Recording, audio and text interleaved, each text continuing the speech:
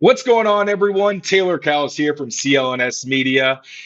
Technology tried to stop us, human error tried to stop us, but we fought through, we powered through, and we are finally here. I am joined by my buddy Jeff Howe of The Athletic, who does a tremendous job covering the entire league.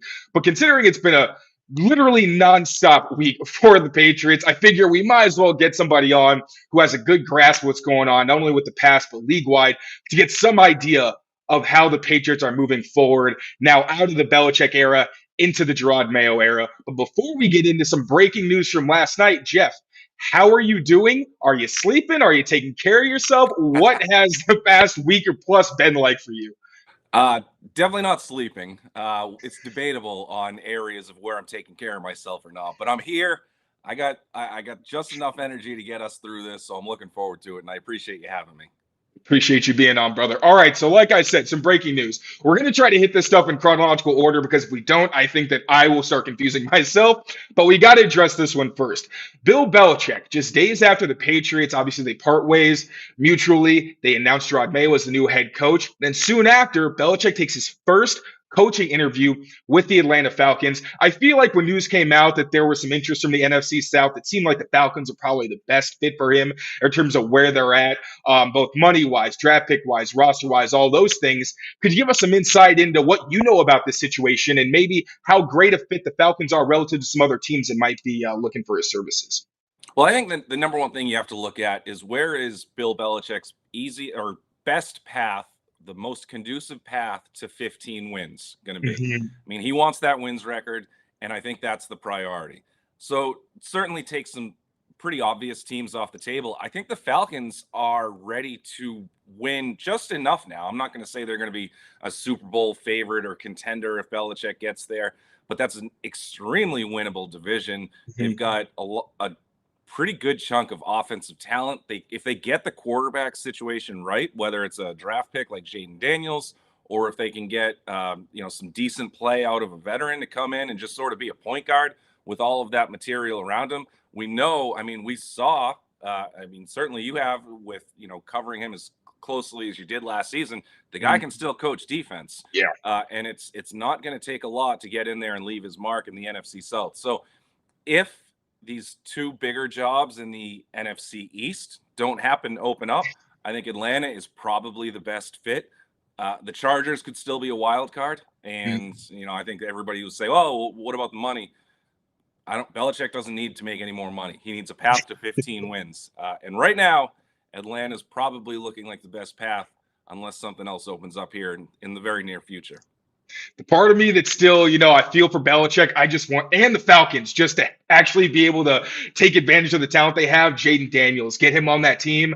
I feel like there was just like the fan fiction of maybe they get Lamar Jackson last offseason and how he could open up that offense. Obviously, that didn't play out. So maybe a little Lamar Jackson like could be fun. But this is a Pats pod, so we got to refocus. Bill Belichick. So obviously his era has ended. I feel like there's been some speculation over, is Belichick kind of getting bashed a little bit now that he's out of the door? There's all these news reports saying, this is what happened wrong in the Belichick era. It's rubbing some people the wrong way. Frankly, I always felt that it seemed more like just uncomfortable truths that are coming out now that things are officially over. So from your perspective, you did a great piece on how the Mac Jones situation, the offense in general, and some personnel decisions led to Belichick's downfall. So could you get into that from your perspective? What did go wrong? And is this just, the result of when an era does end? You got to understand the full picture of why it happened. Yeah, for sure. And I think you kind of hit the nail on the head with a few of those different areas. And I'll certainly jump right into it. I mean, the whole perspective that he's getting bashed on his way out the door, the smear campaign or whatever.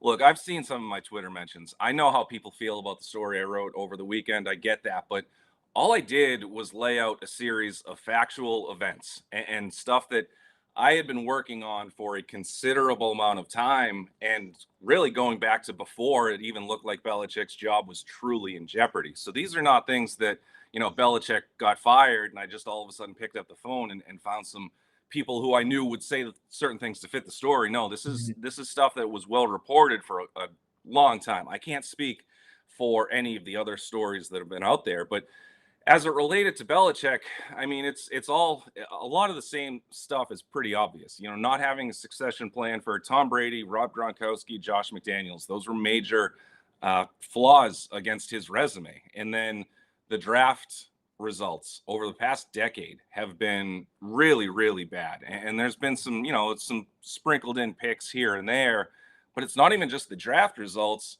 Another concerning thing is just the willingness or the unwillingness to pay market value for the draft hits. You know, guys like Joe Tooney, who went to Kansas City and played really well.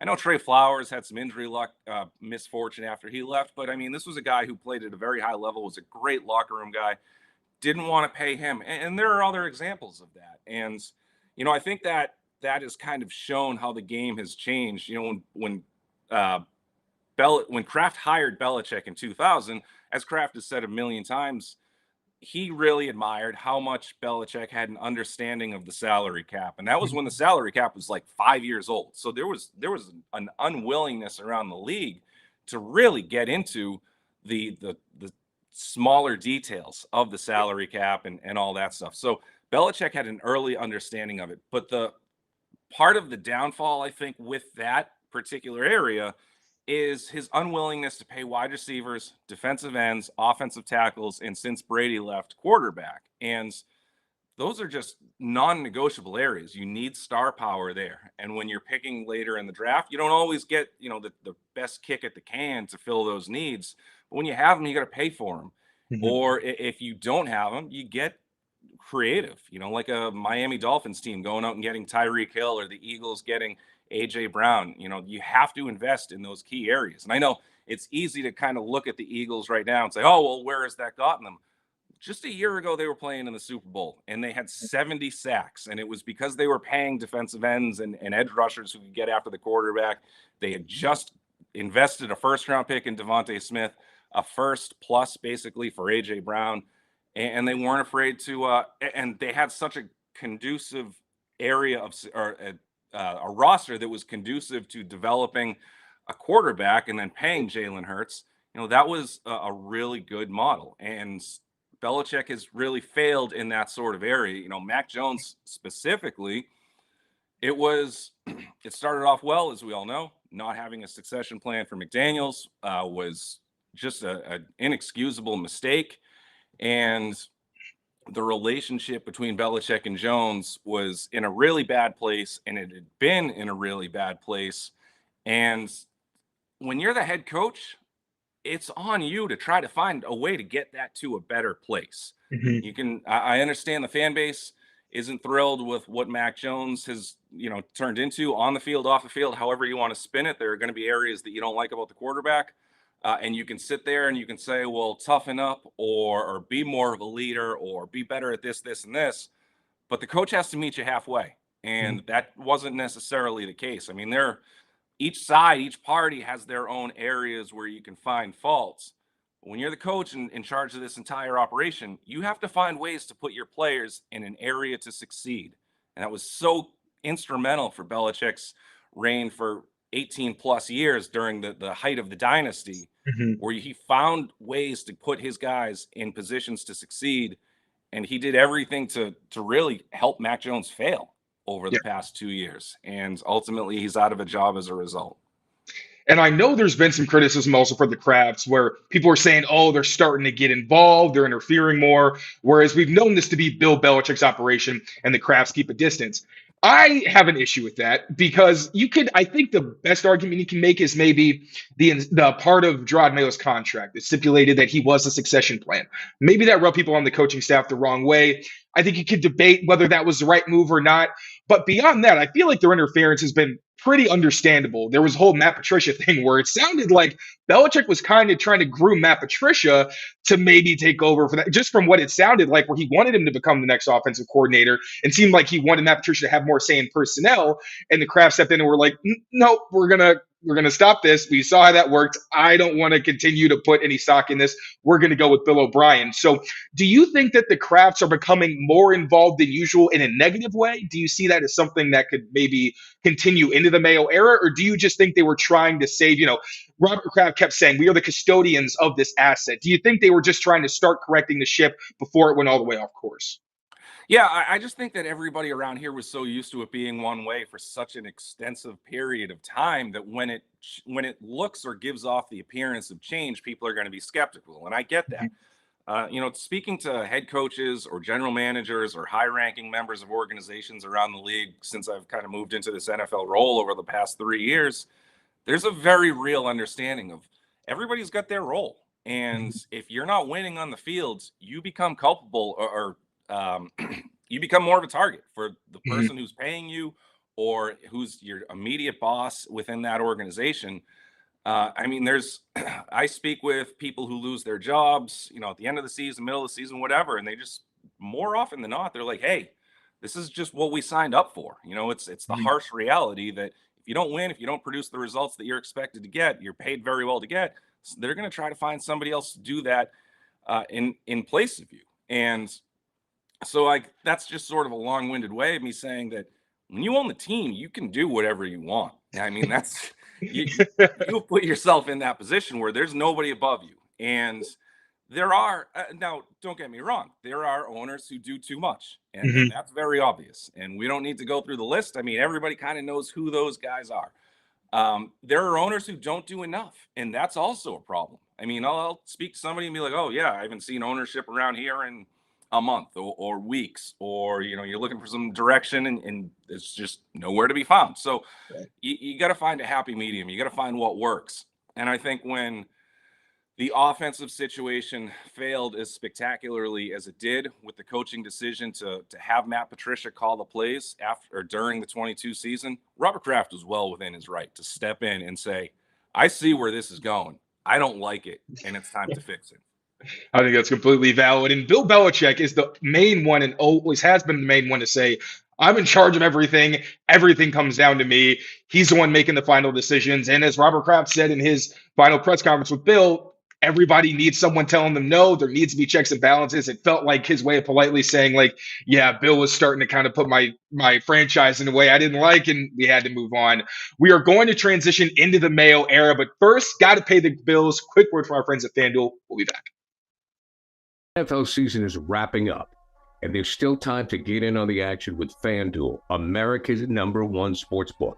Right now, new customers get $150 in bonus bets, guaranteed when you place a $5 bet. That's $150 in bonus bets, win or lose.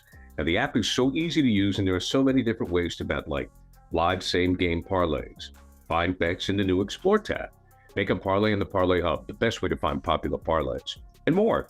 So visit FanDuel.com/Boston and make your first bet a layup. FanDuel, official partner of the NFL. Okay, so we briefly touched on it earlier. Obviously, the Patriots had it in Jerod Mayo's contract, an extension that he signed last offseason, where it said that he was supposed to be the succession plan, allowed them to bypass the traditionally very long hiring process for head coaches. But there was some debate over whether or not that was actually a good idea. Now, there was also, I believe, Phil Perry reported that the plan was sped up by a year, where it was supposed to be after this season, then they transitioned to Mayo. But obviously, things went so badly in 2023 that had to get moved up a little bit. In your opinion, do you think that the Krafts made the right decision? Because Jerod Mayo, I think people forget that this isn't just someone they've had in their building a few years. Jerod Mayo has known the Krafts since he was 23 years old. He was drafted by the team, played for them, was briefly away when he was in media and business. The Krafts got him the business opportunity that he had, and then he came back and has been on the staff since 2019. So do you think that was the right move and just a vote of confidence and, hey, we know this guy better than anybody. We want him leading our franchise? Or do you think they did themselves a disservice not interviewing a Mike Vrabel or any other candidates on the market? Well, I'm gonna give you the PC answer here and say we'll find out when they hit the field next season. But ultimately, I know that's not what you're looking for, so I'll play ball. We'll chase you. When let's back it up a year. When Mayo was continuing to get interview requests for other jobs, and I think there was a very necessary moment of desperation from the Kraft side to say, this is going to look really embarrassing if Mayo leaves to become a defensive coordinator for another organization. If he leaves to become a head coach, hey, you know what? That's a feather in the cap. That's a badge of honor. That's you developed an assistant coach who was so highly thought of around the league that he became a head coach elsewhere. That's what you want.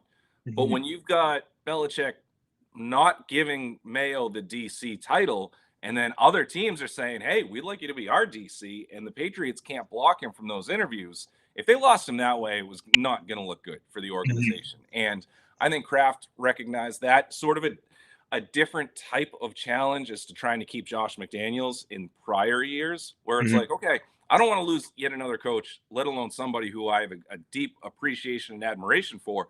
So maybe it's not just the money that motivates him. Maybe he wants to be validated in a different sort of way. And I'm kind of speculating more on that side of it. But when you put in something like that in his contract, and it basically gives you the right of first refusal as to whether or not you want him to be the successor, I think that was just a good showing of faith for, let's make sure that we don't lose this guy because he's such a valued member of the organization. Now, I think to the second part of your question, I think that's absolutely fair to criticize and to be concerned about in the future as to whether or not they opened up a big enough umbrella. I mean, I personally thought that they should explore every option. The thing that's become in vogue for the last few years, I guess, in these hiring cycles, like it used to be like teams would interview like 3-4 candidates. Now it's like, if you don't get an interview request, it's like, what am I doing here? You're kind of like Will Smith at the end of the Fresh Prince series there. They interview like 12 to 15 guys, 12 to 15 candidates every cycle. And I thought they would have done well to at least branch out from outside the organization to see what it's like to have other teams, or how other teams run their business, even if it's coming back to Mayo at the end of all of it. I thought it would have been a good idea to at least try. Now, I understand both sides of it, wanting to keep Mayo. And then the other part that I kind of keep thinking about is the second guessing aspect. Now, let's say they go outside the organization. Let's say they hit a home run, they get a perfect GM, they get Ben Johnson, who's kind of considered that like top candidate, non-Patriots ties, if you like Vrabel or whatever. Let's just say it's Ben Johnson. Now, Ben Johnson is going to come in as this bright young offensive mind, like that it guy, the it head coaching candidate. Like, he's got to come in and he's got to save the offense, but he's going to take over an offense that doesn't have a whole lot to be optimistic about. So what happens when you start struggling? Let's say you start 2-7 next season, and all of a sudden it's like, well, did we get the right guy? But like, people are just so unwilling to accept the fact that one person, one head coach, one quarterback, one particular player cannot save an entire organization. So there's all this pressure, there's all this heat on somebody like Ben Johnson to come in. Meanwhile, let's say that means Jerod Mayo takes a head coaching job somewhere else. Now, I think very highly of Jerod Mayo. I tweeted the other day about how, because I started covering the team in 2009, so I've known Mayo for a long time. And the way his teammates talked about him, I mean, he's up there with Dante Hightower and Mike Vrabel among the three smartest linebackers Belichick's ever coached, at least in New England. Somebody that everybody knew was going to be a head coach at some point in his football career. Now, the question is this the best spot for him to succeed right away as the guy who follows Belichick with so much continuity when things have been backsliding for a couple of years? Or what happens if Mayo goes somewhere else and it's like, hey, this is an extremely talented guy with a ton of potential. Let's say he has early success. Now, all of a sudden, it's like the second guessing is going in the completely different direction with, the other side of the pendulum there. And it's so there's always going to be this way to say, did they do the right thing? Did they do the wrong thing? But I think whatever the case, it's fair to be concerned that they didn't reach out or branch out or whatever. But if they let Mayo go somewhere else and he had success, then that was going to be the criticism as well. Yeah. I mean, you led off perfectly. The answer that is true and that we don't really want to admit because we're like, we want everything right now, is that we're not going to know how this plays out for quite some time. But as you also touched on, it is fair to have some skepticism over, okay, but like, what if Vrabel came in there and just blew you away? And you were like, maybe there's some more experience Vrabel has that can help him. But also at the same time, if Mayo leaves, he's a guy who's been in your building his entire football career, and then you let him slip. That's a really bad look as well. So we will find out. But for now, in your perspective, what are the pros and cons of Mayo being in this position? Obviously, there's so many things we can list that are positive, and I feel like I've just been trying to throw those out because it's an exciting hiring in my opinion. But at the same time, there are the obvious things and no candidate's perfect. So what are those pluses and minuses in your view? Well, I think the first is kind of like going back to something we discussed a little earlier. The defense played really well, especially toward the end of the season. They didn't really quit. They were definitely looking over their shoulder and wondering why the offense wasn't playing their part. But the defense played really well for a good chunk of the season. So Mayo had a lot to do with that. So all of a sudden, if you have, let's say you do bring in an outsider. Okay, we'll back it up again. And you've got all these pieces on defense who are Belichick types of guys. And we know Belichick has a very particular type of player that he wants to play for his organization. All of a sudden, you bring in somebody else, and they could look at these pieces and say, there's like 3 players that I really want to continue coaching. 4 or 5 players. That's not enough of a that's not a good percentage. Yeah, that's a rebuild. Exactly. I mean, Yeah. you look at another example like Frank Reich going down to Carolina. They had some pieces on the offensive line that looked to be good pieces, and Frank Reich is a good football coach. They had pieces that were left over from previous regimes that they couldn't turn over quickly enough, and all of a sudden now they can't adapt to his run scheme, and the things completely fly off the rails like that. Like, you need scheme-specific players when you hire a new regime. That's part of the big challenge when you get a coaching change. So the continuity there defensively, I think, should be. Maybe you don't have to worry too much about the defense in this offseason. You really probably can focus all in on the offense. Again, bright-minded, smart football mind, very relatable. That's something that I've learned a lot over the past, let's call it 18 months to 2 years around the league, is like, this is a new generation of player. Players want to be able to relate to their coaches. They want to have a relationship with them. They want to be treated as equals. Even if there is that distinction, that line between coaching and player, they want to be viewed as equals. They want to be empowered. This is no longer a league where you can come in and have that old school way of thinking where I'm the coach. I'm going to tell you what to do. You're going to do it because I told you what to do. And now I'm going to walk out of the room. And if you don't do that at practice later on, good luck getting on the bus when we go to the stadium on Sunday. So Mayo is really good at that. So I think that's going to help him. The minuses are, I'll do the big one. Josh McDaniels told me for a story in the summer of 22. I asked him how did he evolve between the Denver job and taking over the Raiders job? And he brought up an interesting story about Denver. Like, I'm paraphrasing here, but it was like, when I was facing adversity, when things weren't going our way, when we were losing, whatever was going on, think about the way I came up in the NFL. I was hired by Bill Belichick in my early 20s. I worked for my first 10 years in the NFL for Bill Belichick. I knew one way of coaching, and that was from watching Bill Belichick. So when I faced adversity, I just subconsciously reverted to what I saw. So I was basically trying to be like Bill Belichick. It's not like I was going somewhere and trying to be Belichick because I know I'm not him, but that was the only thing I knew. And that got him into trouble. And I think that's gotten a lot of the coaching tree in trouble, where these were guys who came up, they only knew one way, and then they went to a different organization with players who were used to or who were accustomed to seeing things run in maybe a more player-friendly environment. And it just didn't mesh as well as you probably wanted it to. And when you're not winning and you're grinding as much as you do, it becomes harder to go to work. So I'm really curious. This is not something that Mayo is going to be able to answer. And quite frankly, it's probably not something he's going to be able to prepare himself for until he's going through these adverse situations in on-the-job, real-time training, is to say, I need to keep being Jerod Mayo. I need to consciously remind myself that I'm Jerod Mayo, and this is how I need to try to handle this situation.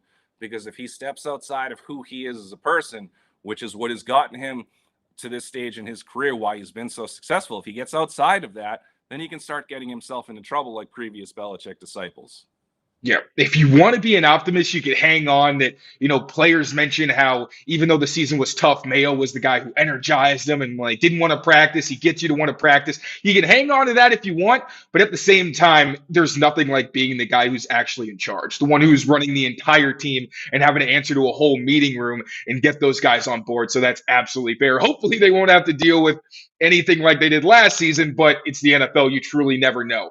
You mentioned how the Jerod Mayo decision was one where you could kind of, criticize or at least speculate on whether they should have gone a different way and expanded their search when it came to hiring him.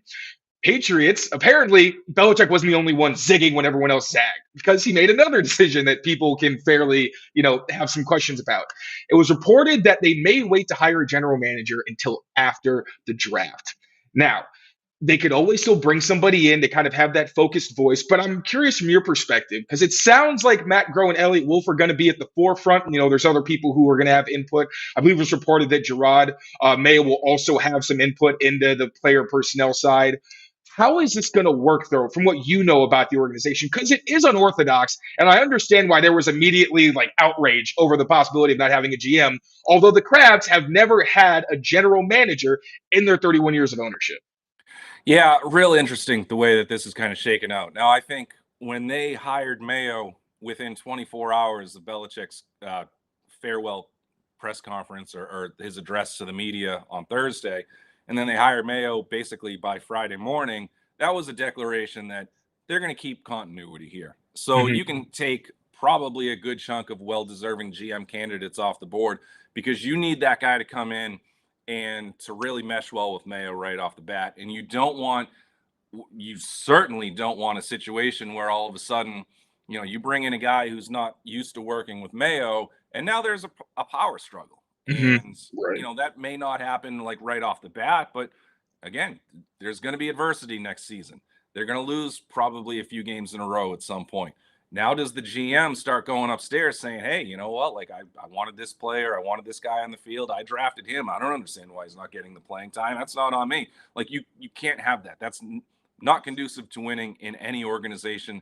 And when those things start to happen, sometimes if ownership doesn't get involved quickly enough, that's something that can spiral out of control. Next thing you know, you're 5 years down the road wondering why you can't get this right with the GM, the coach, the quarterback, and you just keep this revolving door of chaos that's not good for anybody. So you need somebody familiar with Mayo. And I would understand if the fan base rolls their eyes to that, similar to people who don't like the fact that Mayo was hired without a massive search. They're probably not going to like the fact that there's going to be a lot of continuity with the GM too. But that has to be the plan. That's the only way that you can make this thing work, in my opinion. So you want to reach out to people who have ties to the organization, whether it's a Dave Ziegler or a Bob Quinn or James Litford, guys who understand the way that this is going to work, guys who, again, have a relationship with Mayo and understand or have their vision aligned with roster building with him. And yeah, whether they give somebody the GM title or not, I don't know that it would take until after the draft. Mayo has already been reaching out to people and trying to set up conversations. So that doesn't strike me as somebody who's going to be like, all right, let's talk to a bunch of people and then we'll just table it for 4 months. I don't know if that makes a whole lot of sense either. You don't want to wake up and realize, oh my goodness, free agency was last week. And, you kind of missed a few players or something like that here. So I think it's really interesting. I know Mayo's been hustling. He's been doing a ton behind the scenes to try to set up his staff, both upstairs and on the field. And, we'll see. I think there could be some pretty decent answers to that on Wednesday when Mayo meets the media for the first time. And from what you know right now, because Robert Kraft did mention having final say and how important that was, does it seem like Jerod Mayo, because you'd hope that this team is going to be through his vision, but again, you've got guys who are higher up in the player personnel departments where, their say matters as well. So is it really a collaborative effort where they just come to a joint decision, or at the end of the day, is it Groh, is it Mayo, is it Elliot Wolf? Well, I know Elliot Wolf is very highly respected around the league. He's a guy with, I think, rock star potential from a front office perspective. So let him continue to grow and develop and maybe be that leader in there. In terms of collaboration, it's an interesting question because I think, and I kind of fell victim to this too, where you just have this assumption that, okay, this person is in charge of the 53. Some organizations, it's been the head coach. Sometimes it's been the GM, even when both guys are in place. I've recently heard a little more that kind of stuff gets overblown. When you have a good coach and a good GM who are aligned, there's going to be very few instances when they're going to argue so much over a player that all of a sudden they're going to start screaming at each other or whatever. That I don't think that happens. Again, if you have the right people in place, that's not really going to happen. There Right. are going to be disagreements, and something that I heard that I thought was pretty interesting, out from a different team was like, all right, well, if our two prominent people here are going to disagree about this player so much, maybe we should just move on. Maybe this player is not the right one for our team right now. So I think you look at who has final say. That may not be that big of a deal as long as, again, you've got the continuity in place where you've got like-minded thinkers. Now, like-minded thinkers who are not afraid to say, I don't like this player or whatever. Like-minded thinkers does not have to be having a bunch of yes men around you. It just needs to be people who share a vision and know how each one wants to build this team the best way. And last one I'll ask you on this, only because Elliott Wolf technically on the hierarchy is underneath Matt Groh. So do you think there's any potential that creates some weirdness if they do see Elliott? Because it sounds like Elliott Wolf over Groh would be the one who maybe takes a step up and does earn whatever the title is that they're going to have. So is that kind of a funky situation to you? Because I was curious how that would work, or whether Groh's like, hey, I'm happy where I'm at. If my guy gets a raise, awesome for him. I'm still going to do me and, stay in my role. Yeah, I mean, you can always wonder how that's going to impact the egos, because there's egos in this business, and again, when you're that successful, when you've worked your way up to the very higher up ranks of an organization, it's because you did a lot of things right. And I think it's fair for that person, if they do get leapfrogged in any potential decision, to wonder, all right, well, what's my future with the organization? That happens in basically any job in any industry. If you get bypassed for a job, you usually start looking for a job somewhere else where you might not get bypassed. That's human nature. Yeah. But yeah, do you have to worry about feelings at some point? Yeah, you take that into consideration. But if you're Kraft and you're making this decision and you kind of look at, all right, here's how I want to set up my structure, the hierarchy, what have you. If this is the best guy for the job, you got to make that decision. Yep. Awesome. Okay. Last one for that. We're going to move on to coaches real quick. Now, the Patriots reportedly, if they end up moving on from Bill O'Brien, whether that means that they just decide they don't want to continue with him with Mayo, whether he falls with Belichick, what have you. Albert Beer speculated that this could be an open-minded search. So who do you think, I know the closest person I've seen linked to this is old friend Josh McDaniels. Do you think that's probably more likely? Is he, from your perspective, probably on the top of Mayo's list? Or do you think he could go even wider? Obviously, it is an open-minded search. But how realistic do you think it is that they bring in someone like a Zach Robinson or a Nick Caley, where they do have New England ties, but they also have perspective from outside the organization? I do think that McDaniels should be at the top of Mayo's list. I think the wild card here is, what's Belichick's next job? If Belichick goes to Atlanta and says, I want Josh McDaniels to come with me, does McDaniels want to remain in Foxborough, which is a place that's been familiar to him, a place where he knows that he can have some success for a while? Or does he want to go to Atlanta and think to himself, well, I don't know if this is going to be more than 2 years or however this goes. Now, let's say Dallas opens up and Belichick goes to Dallas. Let's, in that hypothetical that everybody's sort of been speculating on for a couple days. If McDaniels has the opportunity to go to Dallas, that's a great job.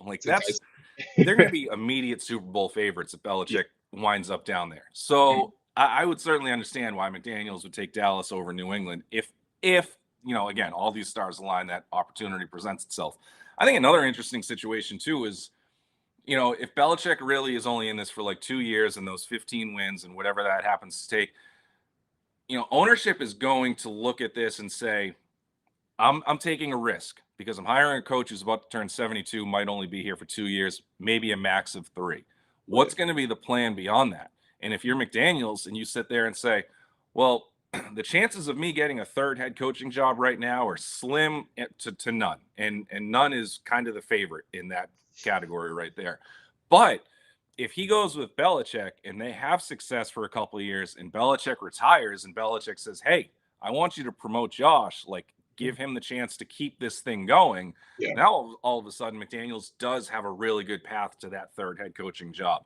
So I think that's a really interesting part in play here. Now, if Mayo is not able to keep McDaniels for any of those reasons, then I think Bill O'Brien is certainly worth consideration. You wonder, I mean, those guys at Gillette Stadium certainly have a better feel than we do for why the offense fell apart and how much O'Brien is really to blame for that. Or if you want to start, you talk about like, okay, well, if it's not O'Brien, maybe Mayo sits here and says O'Brien deserves 70% of the credit or the blame. And, let's just move on. Let's find somebody else. You look at a Nick Cayley or a Bo Hardigree, you get a little more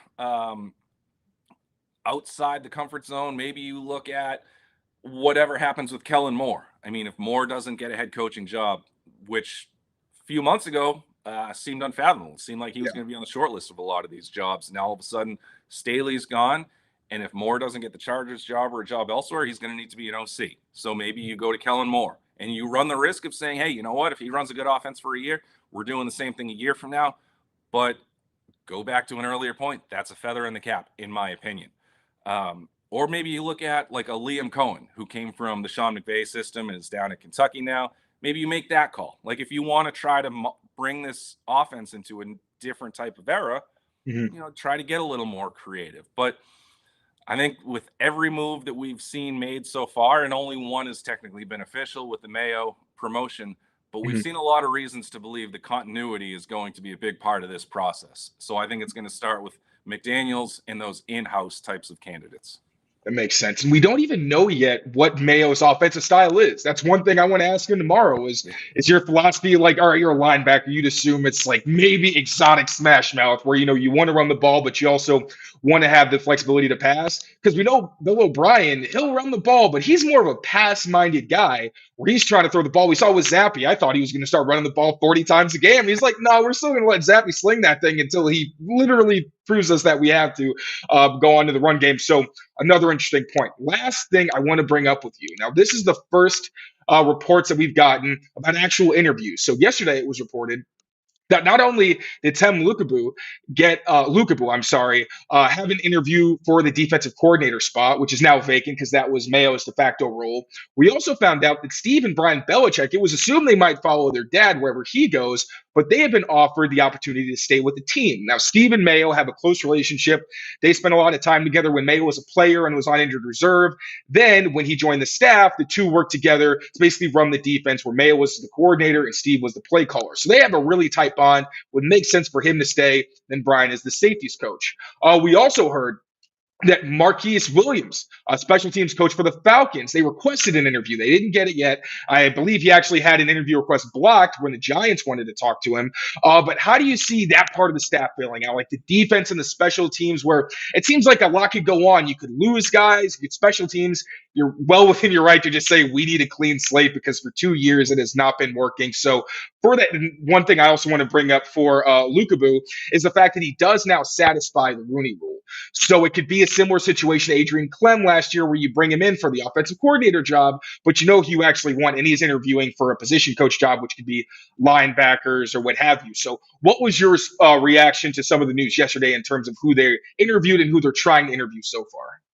Yeah, I thought it was really interesting that defensively, because like you said, I mean, that's Mayo's specialty, that he is willing to kind of go outside of the Patriots umbrella. So what does that say? I mean, what does he want his defense to look like? I think we were all sort of assuming there's going to be a lot of continuity, and I'm sure there will be to a great degree.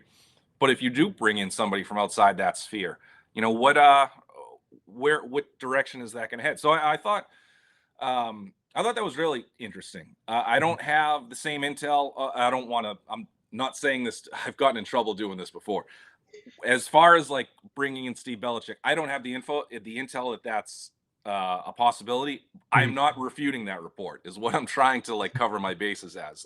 So I don't know, but I thought like, yeah, if Bill Belichick takes a job, whether it's Atlanta or Dallas or on the moon, if the Belichick sons don't follow him, I think everybody would be absolutely stunned. Now, if Belichick doesn't get one of these jobs, I certainly can see both sons staying on board because they do have that continuity. And, maybe it'd be a little weird, go back to, Steve Belichick could think, well, what's my future here? But I think, it's also having a job is better than the alternative. So it's really interesting because they'll have some decisions to make, and we'll find out, because this is so new to everybody around the league. The fact that Bill Belichick was vulnerable to having to move on, and not just that, but potentially coaching somewhere else. And when you look at trying to, let's say, poach an assistant coach from a different staff, nobody's going to come after somebody with the last name Belichick. So that was like, when you got it's like a free agent board for players, you got that for the coaches too. Nobody's going to have Steve Belichick on their board. So it's not even like anybody really knows, it's hard to know what people around the league feel about these guys, because they were never true candidates to leave New England. So I just think, maybe this isn't a great answer for your question, because I don't have any defined opinions on it. I just think it's interesting for all those reasons that are still unknown, because we're so early and fresh in this process. Interesting is just a great banner for what this offseason's been so far. There is so much that we could speculate. We could talk ourselves into circles. I've done it several times already. But at the very least, we're seeing, all right, Belichick is out of the equation, and there's a good chance that we're going to see a lot of the pieces that were right behind him in high-ranking positions get an opportunity to show what they can do with their own influences. It's going to be fascinating. Jeff, thank you so much for being on, man. I really appreciate your time. I'm sure everybody knows where they can find you, but just to cover all our bases, let the people know what your handles are, where they can get your work, and also what's coming down the pipeline that we should be looking out for. Yeah, I'm at Jeff P. Howe on Twitter, or whatever that app is called these days. I don't have any other social media because I'm on the wrong side of 40 and I don't know how to use my phone with more than 2 apps at a time. What's coming down the pipeline? I mean, every week throughout the playoffs, I started doing this last year. I started to have a lot of fun with it, where I asked people around the league for their picks in the wild card, divisional, championship games, and kind of get some feedback from members of different organizations, coaches, executives, and stuff like that. I think it's a cool way to look at things. One of my voters texted me on Saturday saying they apologized for getting the Texans-Browns thing wrong. I said, don't worry about it. My voters were 0 for 7 on that one. So sometimes everybody just sort of misses. But those are fun to do. I've got a story coming up. I think it's probably this week on CJ Stroud and Bryce Young. And, did the Panthers get the pick wrong, or was there a lot more to it than that? I got some pretty cool opinions on that story. And then we'll just sort of see how the rest of the coaching stuff shakes out. I can't wait to check that out. Once again, thank you so much, Jeff. Thank you all for watching. Appreciate you tuning in. As always, take care of yourselves, take care of each other, and we